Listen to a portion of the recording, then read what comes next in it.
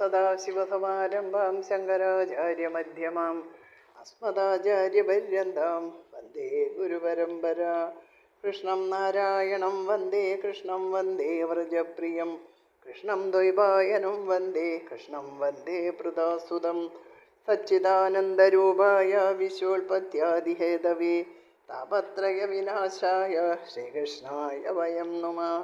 നാരായണം നമസ്കൃത്യ നരം ചൈവ നരോത്തമം ദേവീം സരസ്വതീം വ്യാസം തതോ ജയമുദീരയേത്. എല്ലാവർക്കും നമസ്കാരം. ശ്രീമദ് ഭാഗവതം ദ്വിതീയ സ്കന്ധം 1-ാമത്തെ അധ്യായം. ഭഗവാന്റെ ധ്യാനവിധിയും സ്വരൂപ വർണ്ണനവും. ശ്രീശുക ഉവാച വരിയാനേഷതേ പ്രശ്നാകൃതോ ലോകഹിതം നൃപ ആത്മവിൽ സമ്മത പുംസാം ശോധവ്യാദിഷു യപ്പര. ശ്രീ ശുകാചാര്യർ പറഞ്ഞു, ഹേ രാജൻ, മനുഷ്യർ കേൾക്കേണ്ടതും ചിന്തിക്കേണ്ടതും നിധിന്യാസം ചെയ്യേണ്ടതുമായ പരമതത്വത്തെക്കുറിച്ച് അങ്ങ് ഉന്നയിച്ച ഈ ചോദ്യം ഏറ്റവും ശ്രേഷ്ഠമാണ്. എന്തുകൊണ്ടെന്നാൽ ഇത് ലോകത്തിന് ഹിതവും ആത്മാവിനെ അറിഞ്ഞവർക്ക് സമ്മതവും ആകുന്നു. ശോധവ്യാദീനി രാജേന്ദ്ര നൃണാം സന്ധി സഹസ്രശ അവശ്യതാമാത്മതത്വം ഗ്രഹേഷു ഗ്രഹമേദിനാം. ഏ രാജശ്രേഷ്ഠ, ആത്മതത്വത്തെ അറിയാത്തവരും ഗ്രഹകാര്യങ്ങളിൽ താല്പര്യമുള്ളതുകൊണ്ട് അന്ധകരണ മാലിന്യമുള്ളവരുമായ മനുഷ്യർക്ക് കേൾക്കാനും ആലോചിക്കാനുമുള്ള കാര്യങ്ങൾ എത്രയോ അധികമുണ്ട്. നിദ്രയാ ഹ്രിയതേ നക്തം വ്യവായേന ജവാവയ ദിവാചാർത്തേഹയാ രാജൻ കുടുംബ ഭരണേനവ. ഹേ രാജൻ, ജനങ്ങളുടെ ആയുസ് രാത്രിയിൽ നിദ്ര, സ്ത്രീസംഘം എന്നിവ മൂലവും പകൽ സമയത്ത് ധനം സമ്പാദിക്കാനും കുടുംബത്തെ സംരക്ഷിക്കാനുമുള്ള പരിശ്രമം കൊണ്ടും നഷ്ടപ്പെടുന്നു. ദേഹാവത്യകളത്ര ദിഷാത്മസൈന്യേഷസൽസ്വപി തേഷാം പ്രമത്തോ നിധനം പശ്യന്നഭിനപശ്യതി. തൻ്റെ ശരീരം, മക്കൾ, ഭാര്യ എന്നിങ്ങനെ സ്വന്തമായുള്ളതൊന്നും എന്നും നിലനിൽക്കുന്നതല്ല. അതൊക്കെ നശിക്കുന്നതാണ്. എങ്കിലും പ്രമാദം കൊണ്ട് അവർ അത് മനസ്സിലാക്കുന്നില്ല.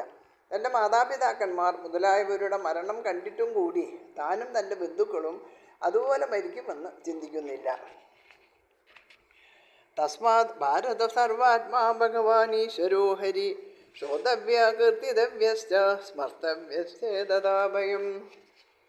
ഹേ ഭാരത, അതുകൊണ്ട് ജനനമരണരൂപമായ ഭയത്തിൽ നിന്ന് വിട്ടിരിക്കണം എന്നാഗ്രഹിക്കുന്ന പുരുഷൻ തൻ്റെ മൃഗപ്രായമായ ജീവിതത്തെ ഉപേക്ഷിച്ച് സർവത്തിലും ആത്മാവായിരിക്കുന്നവനും സകല ഐശ്വര്യപൂർണനായും സകല നിയന്താവുമായിരിക്കുന്ന ശ്രീഹരിയെക്കുറിച്ചാണ് ശപിക്കുകയും കീർത്തിക്കുകയും സ്മരിക്കുകയും ചെയ്യേണ്ടത്.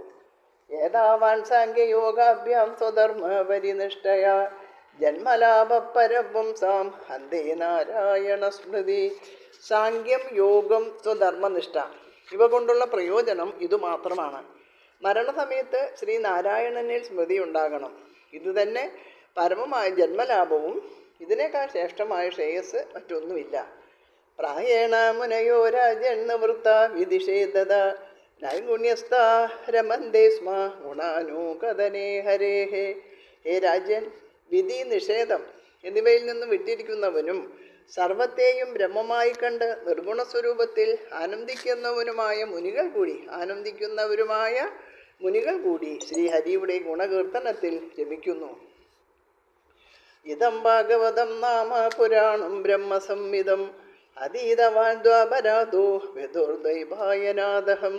വേദങ്ങൾക്ക് സമവും ഭാഗവതം എന്ന് പേരുള്ളതുമായ ഈ പുരാണത്തെ ദ്വാപരയുഗത്തിൻ്റെ അവസാനത്തിൽ ഞാൻ എൻ്റെ പിതാവായ വ്യാസമുനിയിൽ നിന്ന് അധ്യയനം ചെയ്തു. പരിനിഷ്ഠിതോ വിനൈർഗുണ്യ ഉത്തമ ശ്ലോകലീലയ ഗ്രഹീതചേത രാജർഷേ ആഖ്യാനം യദതീതവാൻ. രാജർഷേ, നിർഗുണ ബ്രഹ്മാനന്ദത്തിൽ ഞാൻ എപ്പോഴും സ്ഥിതി ചെയ്യുന്നുവെങ്കിലും ആനന്ദസ്വരൂപനായ ഭഗവാന്റെ അവതാരലീലകൾ എൻ്റെ മനസ്സിനെ ആകർഷിച്ചതിനാൽ ഭാഗവത കഥയെ ഞാൻ അധ്യയനം ചെയ്തു. സദാ ബ്രഹ്മാനന്ദം അനുഭവിച്ചു കൊണ്ടിരിക്കുന്ന സിദ്ധനായ ശുഖബ്രഹ്മർഷിക്ക് മറ്റു ഗ്രന്ഥങ്ങളൊന്നും പഠിക്കേണ്ട ആവശ്യമില്ല. പക്ഷേ വ്യാസഭഗവാൻ ശുഖബ്രഹ്മർഷിയെ ഭാഗവതം പഠിപ്പിക്കാൻ ആഗ്രഹിച്ചപ്പോൾ ആദ്യം ഒഴിഞ്ഞു മാറിയതിന് കാരണവും ഇതുതന്നെ ആയിരുന്നു. എന്നാൽ ഭാഗവതത്തിൽ മുഴുവൻ ഭഗവത് കഥാരസമുണ്ട് എന്ന് മനസ്സിലാക്കിയപ്പോഴാണ് അഭ്യസിക്കാൻ താല്പര്യം കാണിച്ചത്. തതഹം ദേവി ദാസ്യാമി മഹാപൗരുഷികോ ഭവാൻ യശ ശ്രദ്ധ തഥാമാശു സ്യാന്മുകുന്ദേ മതിസ്സതി. പിതാവിൽ നിന്ന് ഞാൻ പഠിച്ചതായ ഭാഗവതത്തെ ഞാൻ അങ്ങേക്ക് ഉപദേശിക്കാം. മഹാപുരുഷനായ ഭഗവാനിൽ പരമഭക്തി ഉള്ളവനാണ് അങ്ങ്. ഇത് ശ്രദ്ധയോടെ കേൾക്കുന്നവർക്കെല്ലാം മുക്തിപ്രദനായ ഭഗവാനിൽ പലേച്ച കൂടാത്ത ഭക്തി വേഗത്തിൽ ഉണ്ടാകും. പരീക്ഷിത് മഹാരാജാവിന് വേണ്ടിയാണ് താൻ കഥ പറയാൻ പോകുന്നത് എങ്കിലും അത് ലോകർക്കെല്ലാം ഉപകരിക്കാൻ പോകുന്നു എന്നാണ് ഇവിടെ ബ്രഹ്മർഷി സൂചിപ്പിച്ചിരിക്കുന്നത്. ഏതനിർവിദ്യമാനാനാം വിച്ഛതാമകുതോഭയം യോഗിനാ നൃപനിർണീതം ഹരേ നാമാനുകീർത്തനം. ഇഹലോകസുഖം ആഗ്രഹിക്കുന്നവർക്ക് അതിനെയും വിരക്തന്മാർക്ക് ഭക്തിയും യോഗികളായ ജ്ഞാനികൾക്ക് ആനന്ദത്തെയും നൽകുകയും എല്ലാവർക്കും സകല ഭയത്തെയും നശിപ്പിക്കുന്നതുമായ ശ്രീഹരിയുടെ നാമസങ്കീർത്തനമായ ഒന്നു മാത്രം മതി എന്ന് നിർണയിക്കപ്പെട്ടിരിക്കുന്നു. കിം പ്രമത്തസ്യ ബഹുവി പരോഷേർഹായനേരിഹ പരം മുഹൂർത്തം വിദിതം ഘടേതാശേയസേയത. ഭൗതിക ജീവിതത്തിൽ മുഴുകി പ്രമത്തനായിരിക്കുന്നവന് പരോക്ഷമായി അനേകം വർഷം ജീവിതകാലമുണ്ടെങ്കിലും അതുകൊണ്ട് എന്താണ് ഫലം? ജീവിതകാലം പാഴിലായി പോകുന്നതല്ലാതെ ഫലമൊന്നുമില്ല എന്നർത്ഥം. എന്നാൽ അല്പസമയമേ ജീവിതമുള്ളൂ എന്നറിഞ്ഞാൽ അത് ശ്രേഷ്ഠമാണ്. കാരണം ആ ചുരുങ്ങിയ സമയം ആത്മീയ ശ്രേയസ്സിനായിട്ട് വിനിയോഗിക്കാമല്ലോ.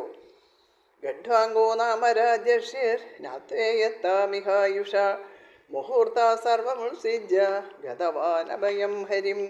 ഗഡ്വാംഗൻ എന്നു പേരുള്ള രാജർഷി ശ്രേഷ്ഠൻ തനിക്ക് മുഹൂർത്ത സമയം മാത്രമേ ഇനി ആയുസുള്ളൂ എന്നറിഞ്ഞിട്ട് ഭൂമിയിലെത്തി അല്പസമയം കൊണ്ട് സർവസംഗ പരിത്യാഗിയായി ഭയരഹിതമായ ശ്രീഹരിയുടെ പാദത്തെ പ്രാപിച്ചു.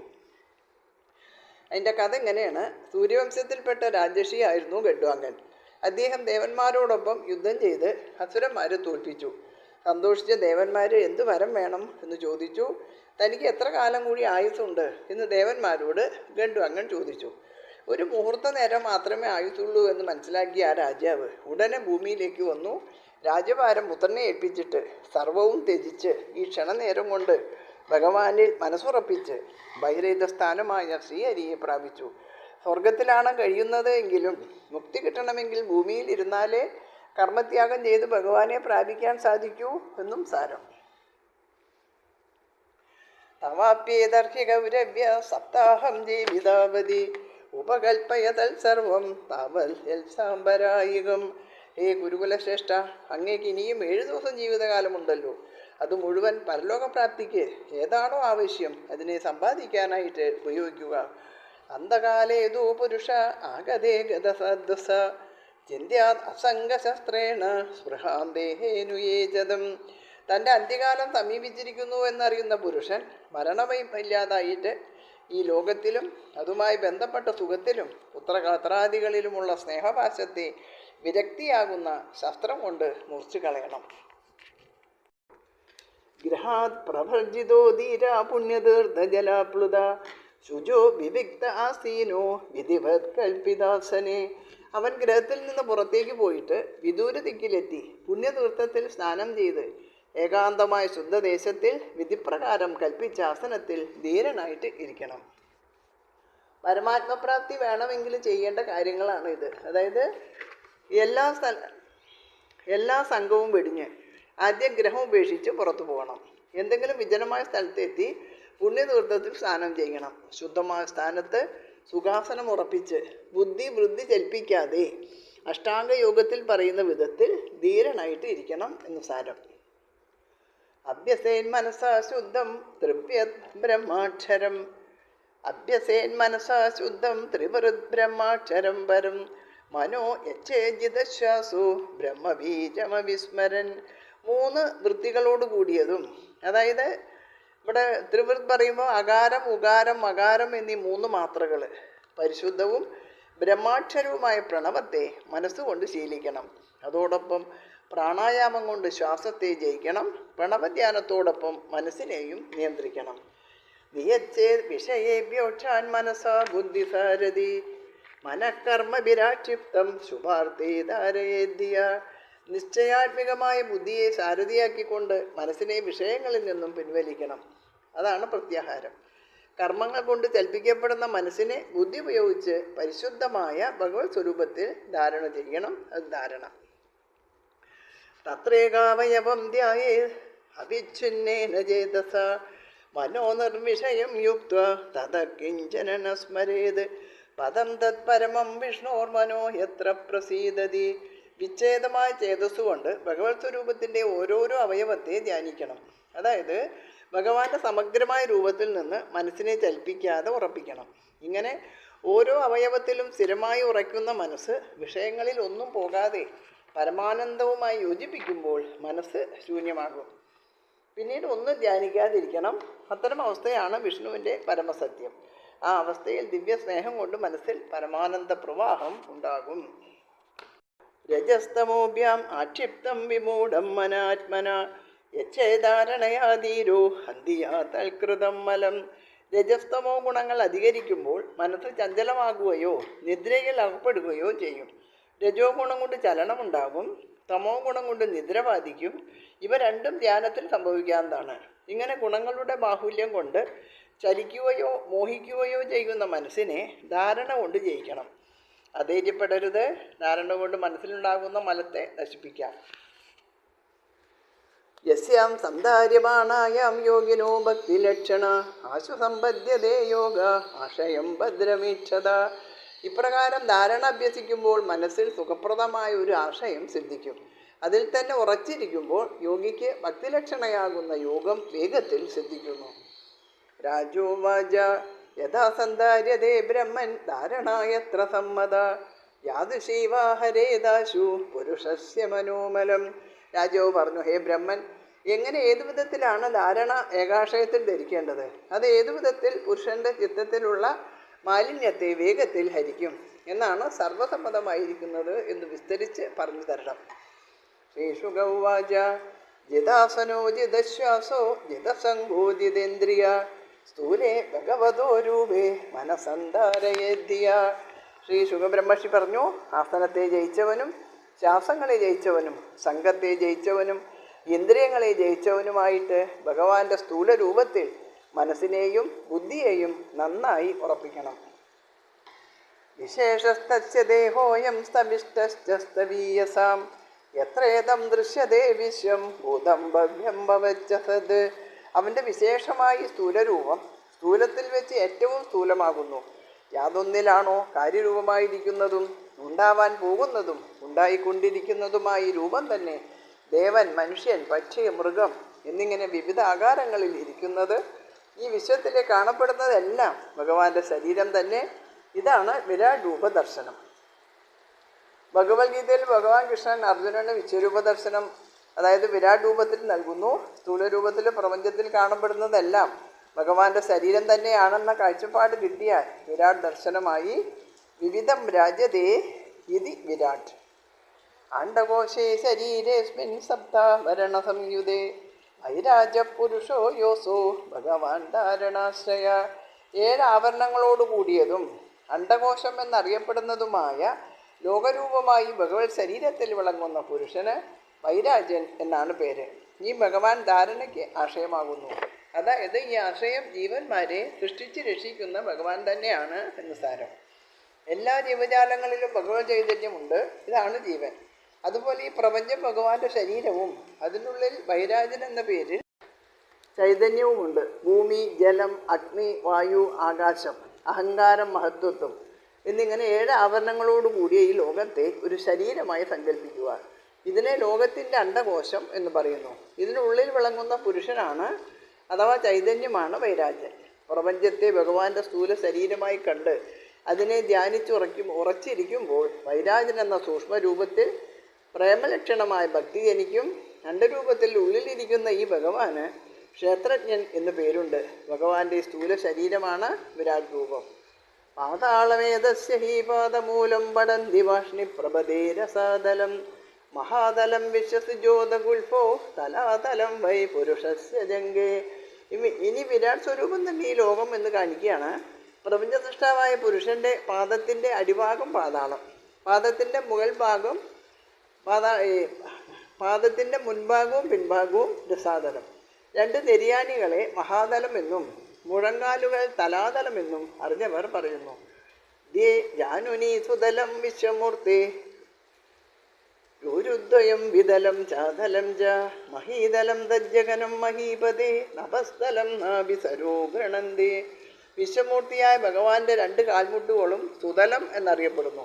തുടകളുടെ രണ്ടു ഭാഗവും വിതലം അതലം എന്നീ രണ്ട് ലോകങ്ങളായും ഭഗവാന്റെ ജഗനം അതായത് അരക്കെട്ടിൻ്റെ മുൻഭാഗം മഹീതലം ഭൂമി എന്നും നാഭി സരസ് അതായത് പൊക്കിള് ആകാശമായിട്ടും അറിയപ്പെടുന്നു. പുരസ്ഥലം ജ്യോതിരനീകമസ്യ ഗ്രീവാമഹർവദനം ഹൈജനോസ്യ തപോ രരാടിം വിദുരാദിപുംസ സത്യം ദു ശീർഷാണി സഹസ്രശീർഷ്ണ.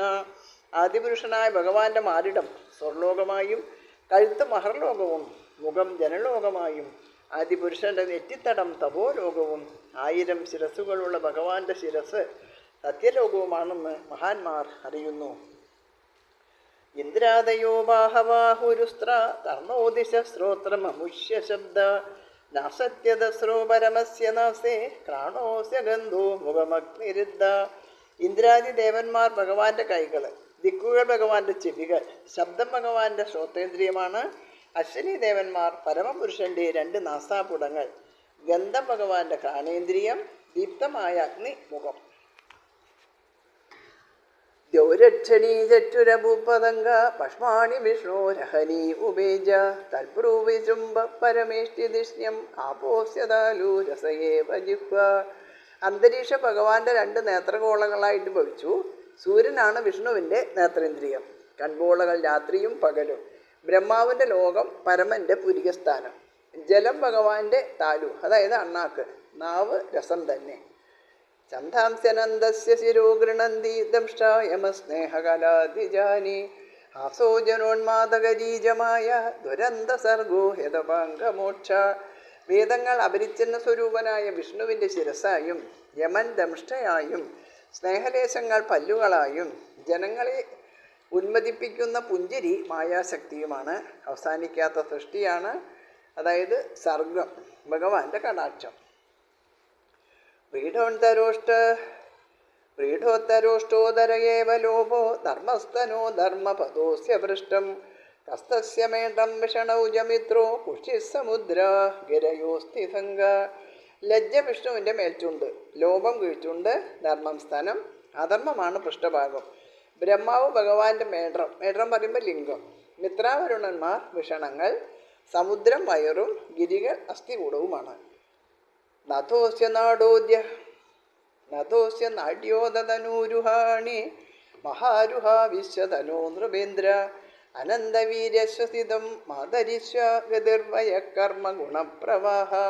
ഹേ രാജ്യശ്രേഷ്ഠ, നദികൾ ഭഗവാന്റെ നാഡികൾ, വൃക്ഷങ്ങൾ രോമങ്ങൾ, അധികം ശക്തിയുള്ള വായു ഭഗവാന്റെ ശ്വാസനിശ്വാസങ്ങൾ, കാലപ്രയാണം ഭഗവാന്റെ വയസ്സ്, പ്രാണികളുടെ ജനനമരണമാകുന്ന സംസാരമാണ് ഭഗവാന്റെ ലീല.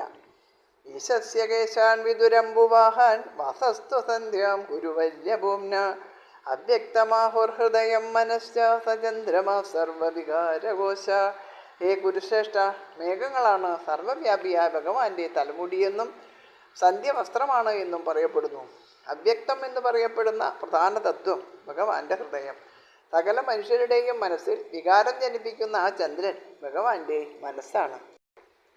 വിജ്ഞാനശക്തി മഹിമാമനന്തി സർവാത്മനോന്തഃകരണം ഗിരിത്രം അശ്വാസതരുഷ്ട്രഗജാനഗാനി സർവേ മൃഗാ പശവശ്രോണിദേശേ. സർവത്തിലും ആത്മാവായിട്ട് വിളങ്ങുന്ന വിജ്ഞാനശക്തി ഭഗവാന്റെ ചിത്തമാണ് എന്നും ശ്രീ രുദ്രനെ അഹങ്കാരമാകുന്ന അന്ധകരണമാണെന്നും കുതിര, അശ്വതരി അതായത് കുതിരയ്ക്ക് കഴുതയിൽ നിന്ന് ജനിച്ച മൃഗം, ഒട്ടകം, ആന എന്നീ മൃഗങ്ങൾ ഭഗവാന്റെ നഖങ്ങളാണെന്നും അനേക തരത്തിലുള്ള പശു, മാൻ മുതലായ മൃഗങ്ങൾ ഭഗവാന്റെ അരക്കെട്ടിൻ്റെ മുമ്പിൽ